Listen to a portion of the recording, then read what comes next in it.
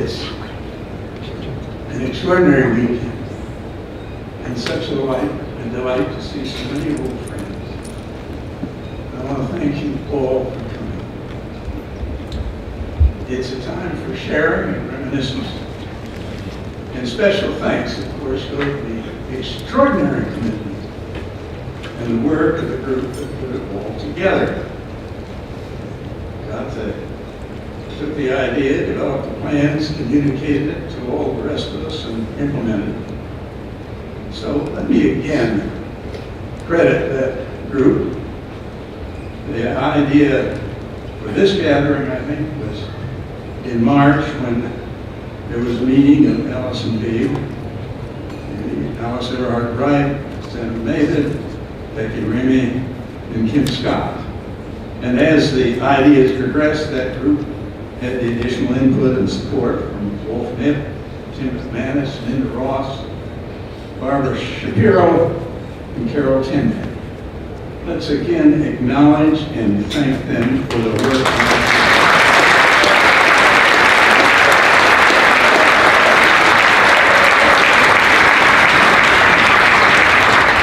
While so many have been able to join together here this evening and this weekend, many others are, of course, here in spirit.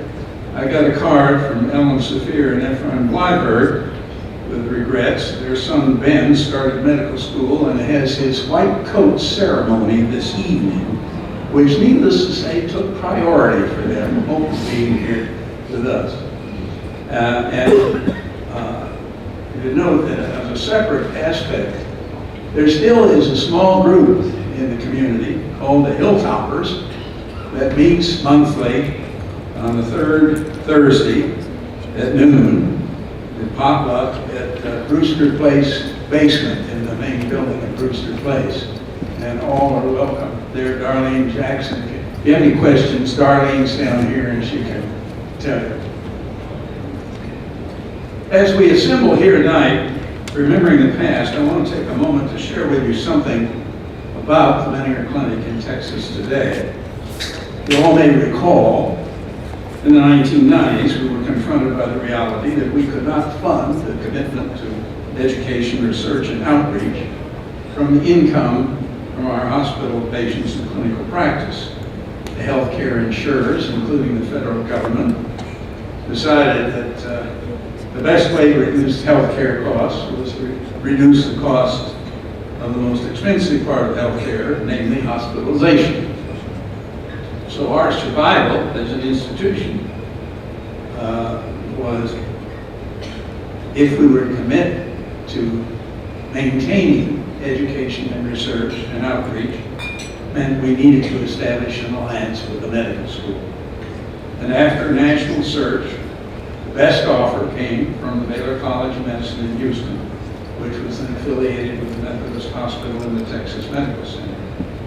Their offer was far superior to any other option, and they matched all whatever endowment that we were able to take down as an institution to Texas. And another critical factor is that there was a hospital facility available which we could immediately utilize to assure no interruption in the basic hospital services. So, and part of the process, the Baylor College of Medicine renamed their Department of Psychiatry to the Menninger Department of Psychiatry and Behavioral Science. All the staff, psychiatrists, and psychologists who then went with the organization to Houston became faculty members of that department. So in May 2003, the hospital staff and services that were going, with all our senior leadership going with them, was flown to Houston to continue operations in the new setting. Subsequently, with the support of a significant philanthropic base in Houston, a marvelous new hospital has been built on a 50-acre site in South Houston with a campus setting of which you all would be most proud. The iconic Vital Balance, which there has been periodically appeared here, the sculpture by John Whitfield, which was dedicated here on Carl's 90th birthday, now greets patients, staff, and visitors on the new campus. the sidelight in terms of modern challenges.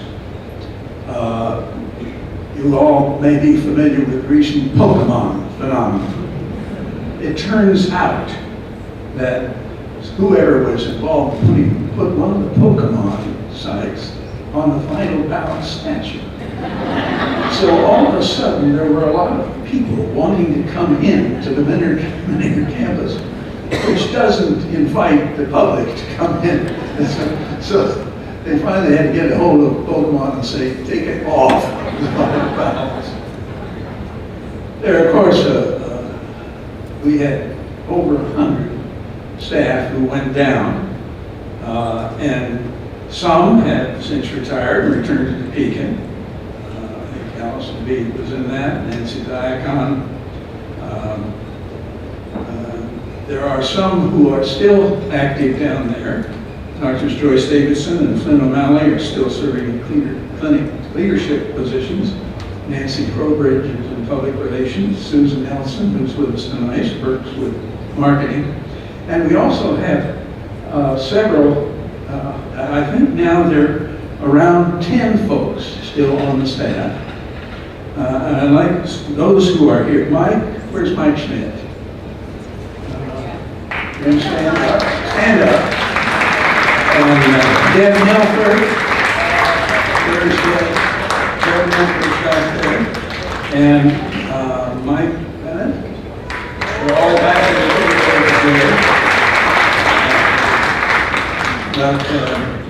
there, I think, what is it, Sherry Booker and Eric Kuhl and Bobby Hopkins are others who are down there. So there's still some folks down there. The clinical services in the institution remain strong. The institution continues to be in the top rank of U.S. Hospital, U.S. News and World Report rankings. And the alliance with the Baylor College of Medicine, as we had hoped, has allowed access to a wide range of continuing education, cutting-edge research, whether it's genetics or imaging, modern imaging specialties, which were not possible here. So as we gather to reminisce this evening, our memories are of a special institution with some extraordinary qualities that touched us all. I sometimes think of it as the Menninger virus, which we tried to do our best to transfer and infuse in Houston. Its essence was articulated by one of my hospital patients many years ago. She shared these thoughts after her treatment, which was when we were still on the original East Campus. And let me quote these thoughts. I've never been, she wrote, in any environment before, and never will be again, where I think everyone loves me, especially, for no reason at all, except they love everything. So that includes me too. This is somehow very much connected with watching the bird feeding stations outside the dining room and the manual arts window. People who love just one person, or people close to them, are a dime a dozen. But this place is loaded with these rare creatures, like Scotty, who spreads it all over the place, and Wyatt, who told me some things about squirrels, Marie, Don, Stuart. Oh, they're all over the place. The nicest example is Don Jones, who was head of OT at the time. Because I've never even met him, but I'm convinced not only that he sincerely loves me, but would do so whether I were male, female, 3 months old, or 90. It's a relief and a joy to be part of something like that. Because instead of love being a burden or responsibility, making me an uncomfortable jester in the spotlight, I can just luxuriate in it. It feels good to see him around in the grounds from a distance. The idea is the same with the other staff members and some of the patients. Maybe I focus on Don simply because I don't know him. So the sensation is more in a pure form, unconfused by personal knowledge or any personal interest. The best part, of course, consists of the love I have within me for Don and the rest. It has the somewhat tremulous excitement of a brand new happy experience, complete freedom from any strain or weight. I don't have to be apprehensive, but can just be full to the brim with it if I want to, and nobody cares.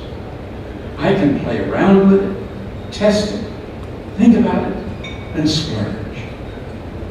It's as if the hospital has surrounding me a series of countless little doorways to love. Through you, Don, Jay, and each that I am exposed to in this manner, within this temporary security, I can go through the never-ending fields of the same thing anywhere I eventually ever go. Over the years, that love made a difference in the lives of our patients, and no less in our own. The lives also of our colleagues and our co-workers and the community. That love brings us all back together as if we can. Thank you for it, and God bless you.